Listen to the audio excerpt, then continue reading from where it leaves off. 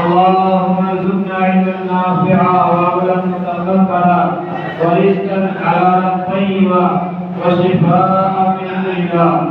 اللهم اجعلنا من الراشدين، اللهم اجعلنا من المهديين، اللهم اجعلنا من التوابين، اللهم اجعلنا من المسلمين، اللهم اجعلنا من الصالحين، اللهم اجعلنا من المطهرين، اللهم اجعلنا من الشهداء والصالحين وحسن اولئك رفيقا.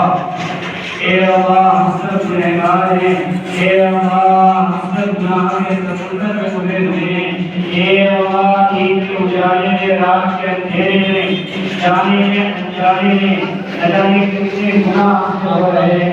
اے اللہ تو تمام گناہوں کو جاننے والا ہے. اے اللہ یہ جو میری ستائی ہے کہ ہم سب پر اپنی ستائی کا معاملہ کیے ہوا ہے، ہمارے گناہوں کو پوشیدہ کیے ہوئے ہیں، ہمارے گناہوں کو چھپائے ہوئے ہیں. اے اللہ ہم سب گنہگار ہیں، ہم اپنے گناہوں کا اعتراف کرنے والے ہیں. اے اللہ ہم سب کے گناہوں کو معاف فرما دے. اے اللہ ہم سب کے گناہ کبیرہ گناہ صغیرہ کو معاف فرما دے. اے اللہ ہم سب کو گناہ کبیرہ گناہ صغیرہ سے پاک فرما دے. اے اللہ کسی کے بلاد کو خرافات سے ہم سب کی پوری حفاظت فرما. اے اللہ حرام کے ساری جو بلاد کو خرافات آئے ہیں، اے اللہ ہم سب کی حفاظت فرما. اے اللہ ہم سب کی نسلوں کی حفاظت فرما. اے اللہ پوری امت مسلمہ کی حفاظت فرما.